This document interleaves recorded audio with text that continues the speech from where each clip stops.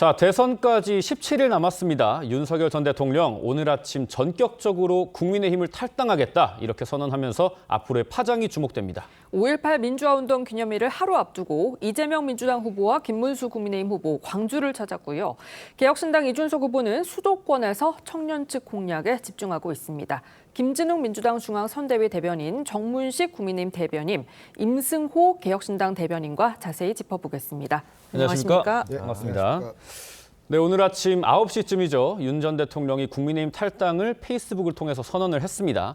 자유대한민국을 지키기 위해서 당을 떠난다 이렇게 말을 했는데 탈당 선언 배경이 뭡니까? 아무래도 우리 윤석열 전 대통령께서 지금 자신이 할 수 있는 가장 고뇌에 찬 결단이 아니었나 이렇게 생각을 합니다. 네. 이번 페이스북에 밝히신 것처럼 이번 선거는 전체주의의 독재를 막을 마지막 기회라고 하시면서 자신이 무엇을 할 수 있을까 그런 고민을 많이 하신 결과로 오늘 탈당을 결심하시고 밝혔다고 생각합니다. 네, 지금 윤 전 대통령은 국민의힘 김문수 후보한테 힘을 모아달라고 강조를 했는데요. 이 탈당 그리고 이런 메시지가 보수층 민심에는 어떤 영향을 미칠 거라고 보시는지요? 저희 그 당내에서도 이 윤 대통령 탈당과 관련돼서 그 다양한 의견들이 있었습니다. 그리고 우리 또 중도나 보수층 우리 지지층에서도 다양한 의견이 있었는데 지금 우리 윤 대통령을 지지하시면서도 우리 국민의힘을 지지하지 않는 중도층도 있으셨고 네. 예. 또 우리 당내에서도 이런 그 지도부 행태에 아쉬움을 갖고 계신 분들도 계셨는데 이번 윤석열 전 대통령의 결단으로 그런 분들이 많이 해소됐기 때문에 결과적으로 우리 국민의힘과 김문수 후보에게는 아주 좋은 그 결과로 돌아올 거로 믿고 있습니다. 네, 국민의힘에서는 윤 전 대통령 탈당에 대해서 결단을 높이 평가한다 이렇게 얘기를 했고 민주당에서는 이번에 이 일로써 내란 공동체 실체가 분명해졌다 이렇게 직격을 했습니다. 그 내용 들어보시죠. 윤석열 대통령께서 탈당의 입장을 본인의 페이스북을 통해서 밝히셨는데 그 뜻을 저는 존중합니다. 앞으로 대통령께서 이제 재판도 잘 받으시고 잘 되기를 바라고. 눈 가리고 아웅 위장 탈당 쇼. 내란 공동체의 실체가 더욱 분명해졌습니다. 오늘의 탈당이야말로 내란 숙의 윤석열과 김문수 후보, 국민의힘이 모두 한 몸이고 공동 운명체임을 보여주는 증거입니다. 네, 지금 윤 전 대통령이 국민의힘을 떠나는데도 민주당에서는 운명 공동체자 이런 지적을 하시는 이유가 뭘까요? 지금 윤석열 전 대통령이 12.3 비상계엄을 했을 당시부터 지금까지 5개월이 넘게 지났습니다.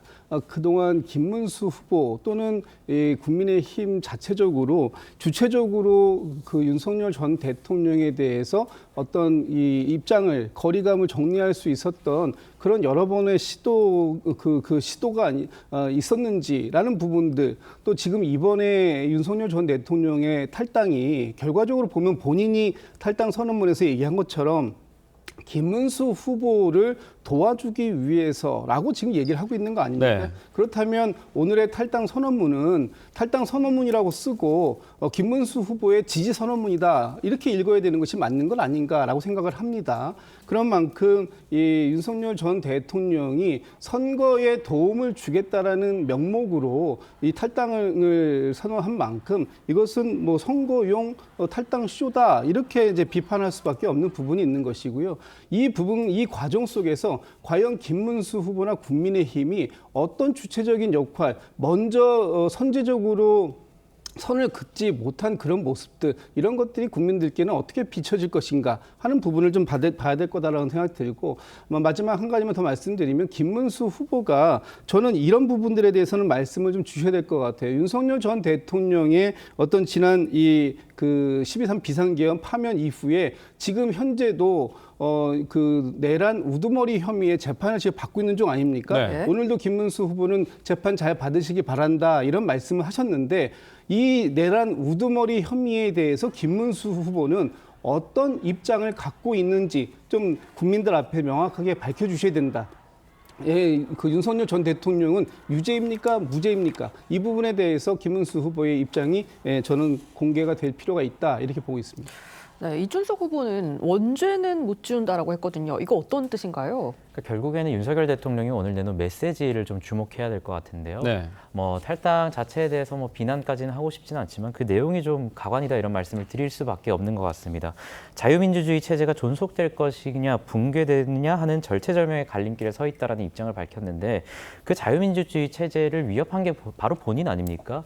민의의 정당인 국회에 군대를 보내서 2025년에 거의 뭐 동아시아 최초의 계엄이라고 말을 하는데 그런 행위를 해놓고 탈당 메시지에서 그것에 대한 사과 메시지 하나 없는 이런 행태를 보면서 과연 윤석열 대통령이 계엄과 탄핵 국면에 있어서 조금의 반성이라도 하지 않는구나. 선거 국면을 앞두고 정말 김문수 후보를 돕고 싶었다면 최소한의 어떤 사과 메시지를 내는 척이라도 했을 텐데 그런 메시지조차 없었다라는 뜻에서 이준석 후보가 그런 비판을 한 것으로 볼 수 있고요. 그리고 이 문제가 과연 이 김문수 후보나 보수 진영 전체에 도움이 절대 되지 않을 것이라는 생각도 네. 분명히 듭니다. 왜냐하면 저는 애초부터 이 계엄과 사과 문제에 대해서 꺼내지 않았어야 된다라고 봐요. 이미 그 문제는 계엄이 터졌을 때 정리했어야지. 지금 이 문제를 꺼내서 보수 진영 전체가 핵폭탄 속으로 뛰어드는 형국이 되었기 때문에 이 문제로 인해서 계속해서 이재명 후보의 어떤 형소법 개정이라든지 이 문제가 전부 빨려 들어가고 있거든요. 이런 상황에서 만약 이 문제를 던진 이상 김문수 후보와 국민의힘이 좀 더 단호하게 끊어내는 모양새로 갔어야 되는데 단호하게 끊어내는 모양새가 아니라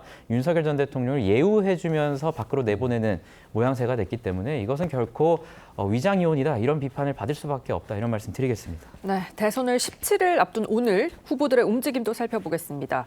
5.18 민주화운동 기념일을 하루 앞두고 이 민주당 이재명 후보와 국민의힘 김문수 후보 모두 광주에서 호남 민심 잡기에 나섰죠. 광주 시민들의 목소리부터 들어보겠습니다.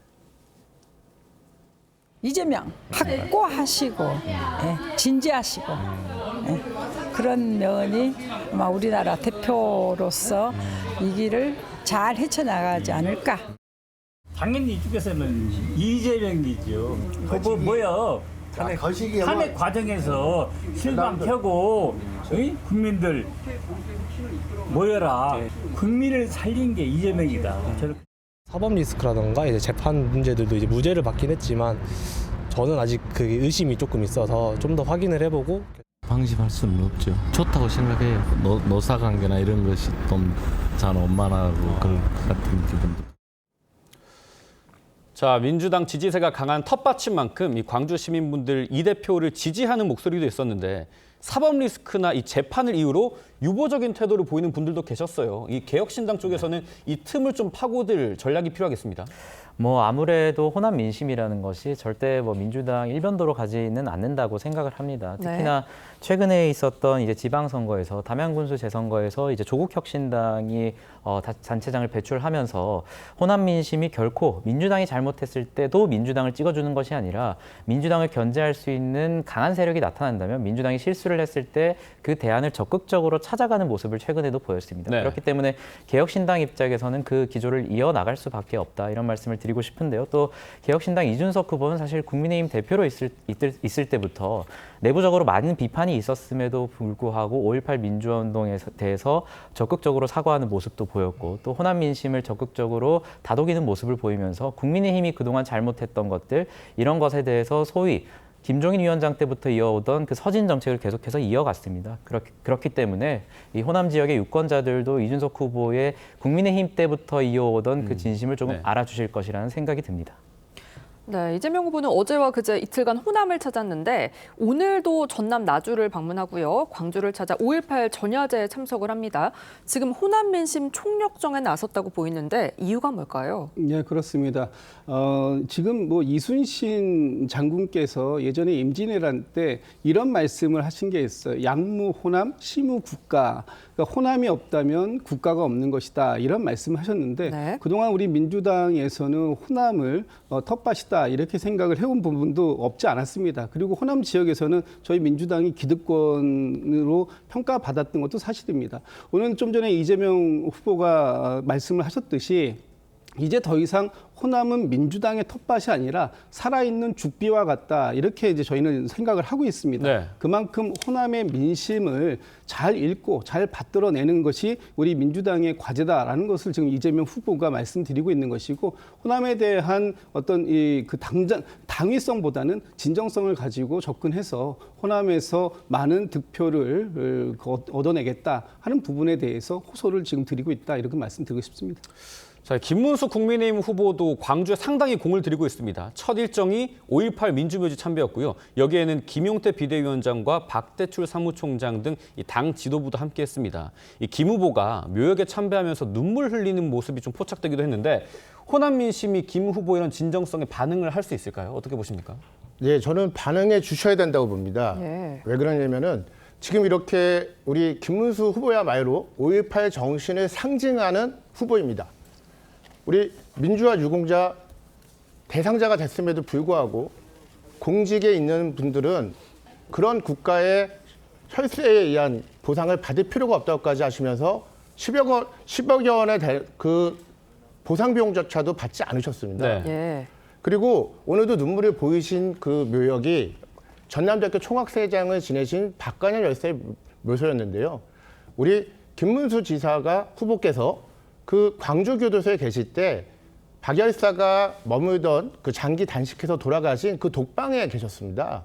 그래서 예전에 회상하시면서 자기가 그 젊은 날 그 우리 민주화를 위해서 그리고 인권을 위해서 노동운동을 하시면서 했던 그런 모든 생각들이 네. 떠올랐던 것 같습니다. 예. 자, 그러면 이 17일 남은 대선 전국에서 민심이 어떻게 움직이고 있는가? 그게 가장 궁금합니다. 갤럽 여론조사를 보시면요. 이재명 후보의 지지율이 51%, 김문수 후보 29%, 이준석 후보가 8%였습니다. 오차 범위 밖에서 이재명 후보가 선두를 굳히고 있는데, 이재명 후보는 신중합니다. 선거는 고개 쳐들면 진다, 이렇게 경고를 했어요. 안심할 수 없다는 건데 왜 그렇습니까? 선거는 늘 이변을 가지고 불러올 수 있는 여러 가지 상황들이 존재합니다. 예. 특히 오늘 윤석열 전 대통령의 탈당 선언도 그런 이변을 가져올 수 있는 변수 중에 하나가 될 수가 있다고 보고요.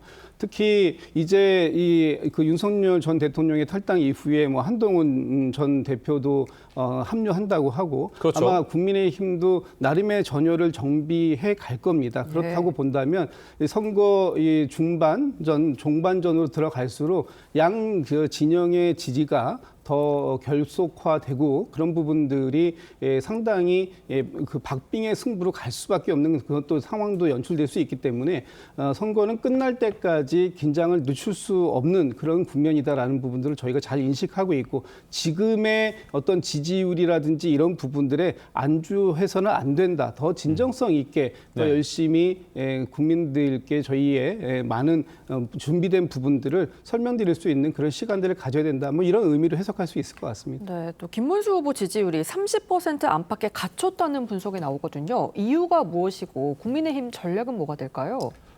저는 그렇게 생각하지 않고요. 지금 한국갤럽의 조사 방식은 주관식으로 묻는 방식입니다. 네. 예. 사실 저 방식으로 하면은 그동안에 많이 유명해지신 분들, 인지도가 높은 분한테 절대적으로 유리한 방식입니다. 네. 네. 방송 특성상 저희가 수치는 언급을 못하겠지만 데일리안이라든가 다른 여론조사에서는 저희가 벌써 이 후보와 한 자리 숫자까지 근접한 여론조사들이 있지 않습니까?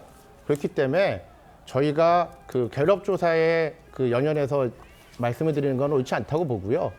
또한 지금 저희가 이제 한 자릿수 안에 들어와서 만약에 5%의 안까지 이제 진입을 한다면은 우리 개혁신당의 이준석 후보님과의 단일화에 가속도가 붙고 우리 우파 유권자들께서 단일 후보에 대한 욕구가 더 커질 것이라고 생각하고 있습니다. 지금 이준석 후보 지지율이 한 자릿수입니다. 저 조사에 따르면 지난 총선 때 이준석 후보가 동탄 모델로 승기를 잡았지 않습니까? 개혁신당은 남은 일자에 좀 어떤 전략으로 임하실 예정입니까? 아무래도 동탄 모델은 지역구 선거고 대선은 이제 전국 선거이기 때문에 조금 다른 측면은 있겠지만, 사실 동탄 모델이라는 것이 결국에는 이제 민주당이나 진보 진영에 대한 지지를 보냈지만 이재명 후보나 당시 어떤 공영훈 후보에 대해서는 지지를 하지 못하겠다는 연성층을 우리가 끌어오고, 그리고 국민의힘 후보를 이제 3등으로 주저앉히는 전략으로 가면 되면서 저희가 승기를 잡은 거거든요. 네. 근데 그 시점이 정확히 이제 라디오 토론에서 이제 그 당시에 민주당 후보가 조금 흥분된 모습을 보이거나 그런 모습을 보이면서 그리고 또 당시에 국민의힘 후보의 존재감을 지우면서 이준석 후보가 빠르게 치고 올라가는 모습을 보였습니다. 그래서 아무래도 이제 제3지대 후보인 만큼 언론 주목도가 낮은 상황에서 공평하게 이제 시간이 주어지는 이제 내일부터 진행될 토론회에서 아마 이준석 후보는 이제 전력을 다할 것으로 보이고요. 네. 그 토론회에서 이제 동탄 선거에서 보였다시피 이제 이재명 후보의 어떤 정책적인 약점을 집중적으로 공략해서 이제 민주당의 연성 지지층을 끌어오고 그리고 김문수 후보의 존재감을 지운다면 우리 정 대변인께서는 뭐 단일 후보 이런 말씀을 하셨지만 뭐 김문수 후보가 좀 주저앉으면 이제 이준석 후보로의 자연스러운 단일화가 이루어지지 않을까 뭐 그런 생각을 하고 있습니다. 네, 다음 쟁점입니다. 저희가 이해를 돕기 위해서 기자 리포트를 준비했는데 민주당이 헌법 84조 관련해서 형사소송법 개정안을 내놓고 대법원이 이 84조를 멋대로 해석하고 있다고 비판을 했습니다. 앞서 대법원은 이재명 후보가 당선될 경우에 12개의 혐의 5개 재판을 진행할지 여부는 각각의 재판부가 판단한다는 입장을 밝힌 바 있습니다. 이 헌법 84조에 대한 명확한 해석이 없기 때문에 이 독립된 재판부가 판단할 거라는 건데 민주당이 이 답변을 두고 대선 개입이라고 주장했습니다. 류태영 기자가 보도하겠습니다. 대법원은 당선 전 기소된 사건에 대해 대통령이 재판을 받아야 하는지에 대해 각 재판부가 판단할 몫이라고 밝혀왔습니다. 84조의 적용에 있어가지고 지금 대법원에서 그 담당 판사 분들한테 이것을 어떻게 해석해서 재판을 운영하라 하는 지시를 할 수가 있습니까? 할 수 없습니다. 같은 내용의 국민의힘 주진우 의원 질의에도 대법원은 우리가 의견 표명을 하는 건 헌법상 법관의 독립된 재판을 침해한다고 답했습니다. 그러자 민주당은 대선 개입이라고 주장했습니다. 대법원이 또다시 대선에 개입하고 있는 것입니다. 대법원에 분명히 경고합니다. 지금은 주권자의 시간이고 판단은 판사가 아니라 주권자인 국민이 합니다. 법조계에선 우려가 나옵니다. 이걸 중단된다라거나 중단되지 않는다라고 얘기하는 것 자체가 굉장히 위험한 거죠. 앞서 민주당은 재판 개입 의혹을 받은 임성근 전 판사 탄핵 소추안을 통과시킨 바 있어서 명백하게 재판의 독립을 훼손했습니다. 단죄하는 것이 재판 독립을 수호하는 일이고 다른 잣대를 들이댄다는 지적이 나옵니다. TV조선 류태영입니다. 네, 리포트에서 보신 쟁점부터 짚어보면 이 대법원은 이재명 후보가 당선될 경우 재판 진행 여부는 담당 재판부가 알아서 판단을 할 거라고 했잖아요. 그런데 왜 사법 개혁이다, 이 대선 개입이다라고 주장을 하는 건가요? 선거를 통해서 당선된 대통령이 대통령직에 취임한 이후에 헌법 84조의 적용을 어떻게 할 것인가 하는 부분에 대해서는 이미 많은 그 언론에 논란이 좀 되고 있습니다만 헌법 84조가 규정하고 있는 것은 대통령직의 안정성을 확보하기 위해서 내란과 또는 외환죄를 제외하고는 형사상의 소출을 받지 않는 것으로 되어 있습니다.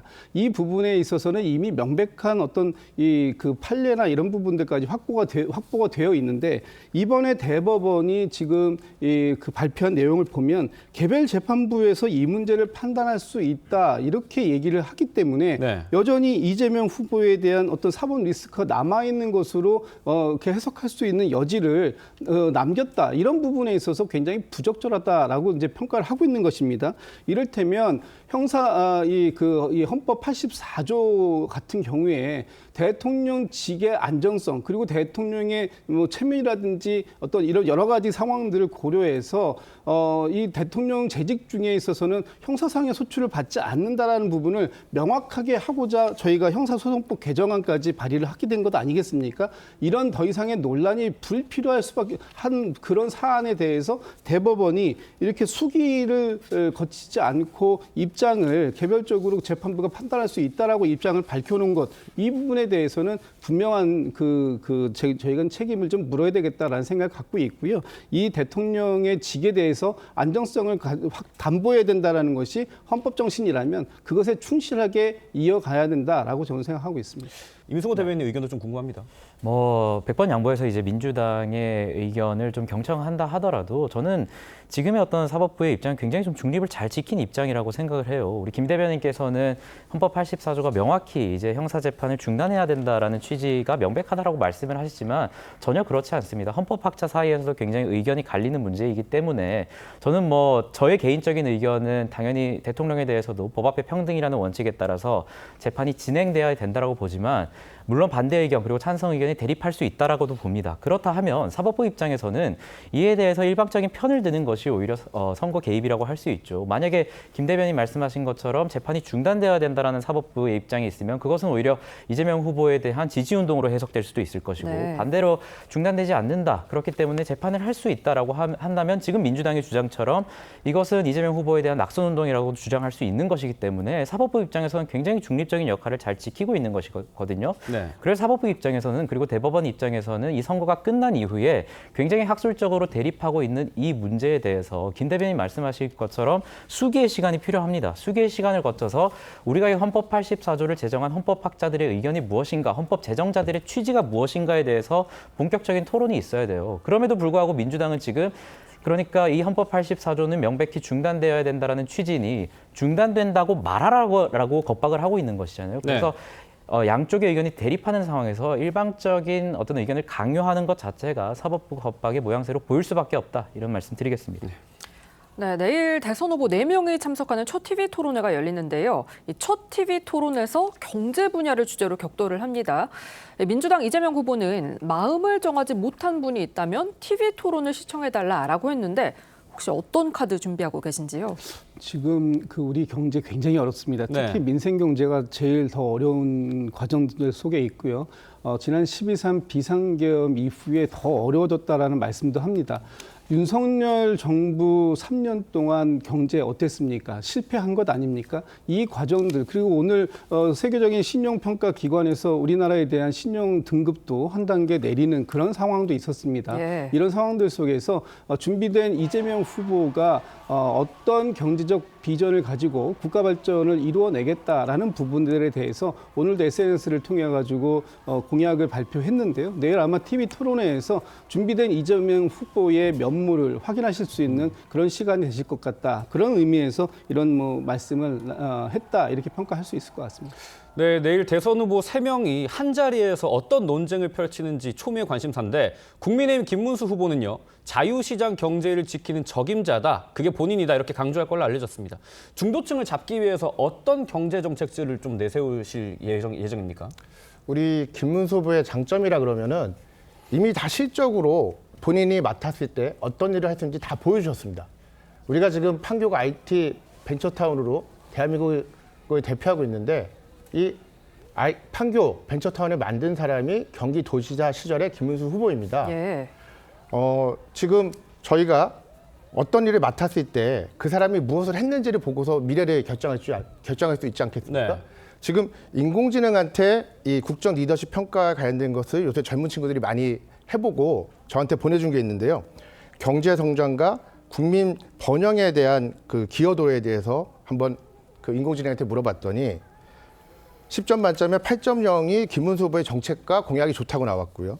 그다음에 우리 이에 반해서 이재명 후보는 6.1로 간신히 낙제를 면했더라고요. 네. 근데 이거를 저희가 개인적으로 평가한 게 아니고 지금 인공지능이 양 후보가 내놓은 경제 정책과 그동안의 궤적을 평가해가지고 이런 극명한 차이를 내준 것만 보시더라도 알 수 있고요.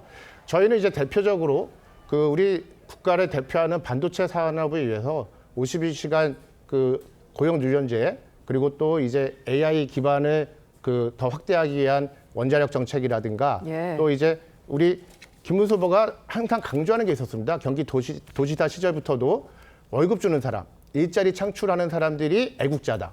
그래서 저희 아까 말씀드린 판교에 세계적인 그 기업입니다. 지휘의 연구소가 와 있는데 여기가 지금 세계적으로 가장 잘 돼 있는 사례 중에 한 곳입니다. 가장 일자리를 많이 창출하였고 또 앞으로도 그런 계획을 갖고 있는 후보가 우리 김문수 후보입니다. 뭐 방금 언급하신 챗GPT가 평가한 대통령 후보는 객관적인 자료를 보긴 좀 어렵기 때문에 네, 그 부분은 저희가 말씀을 좀 드리겠습니다. 네, 개혁신당 이준석 후보는 서울에서 유세만 준비를 하면서 TV 토론에 매진을 할 걸로 알려졌는데 어떤 카드를 준비하고 계신지요? 뭐 아무래도 이준석 후보가 토론에서 강점을 보인다는 지점에 대해서는 다른 후보들도 이견은 없을 것이라고 생각을 합니다.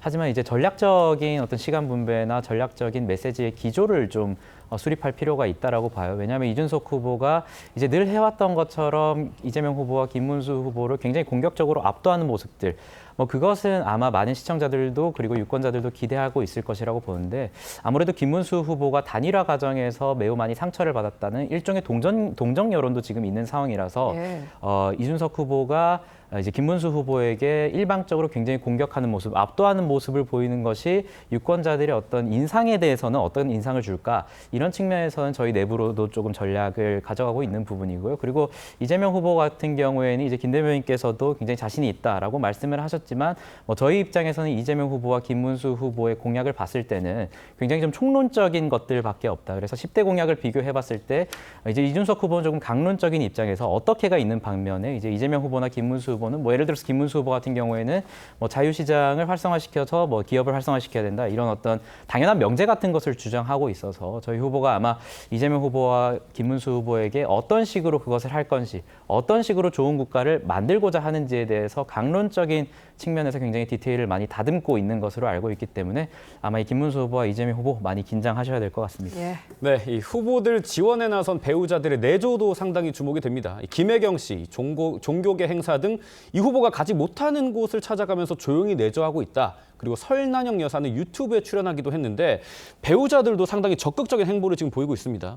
뭐 후보들뿐만 아니라 후보들이 다 채우지 못하는 그런 곳을 이 배우자들이 채울 수밖에 없는데, 이번에 설난영 여사가 고성국 TV라는 유튜브 채널에 출연을 했다고 합니다.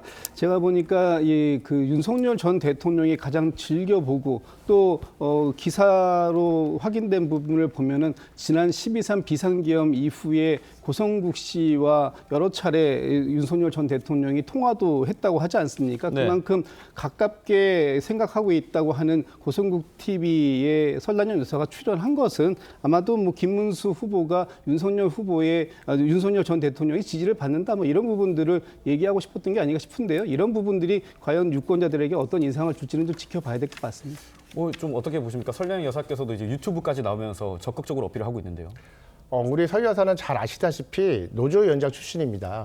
우리 김 후보와 같이 민주화 투쟁을 같이 했었고 노동운동을 같이 했던 동지입니다. 그렇기 때문에 어디든지 불러주시면은 가실 준비가 되어 있고요. 저희는 사실 김혜경 후보 여사께서 법화 문제도 있고 해서 이렇게 적극적으로 단단해질 줄 알았거든요. 네, 저희 설 여사는 어디든지 불러주시면 갈 준비가 되어 있습니다.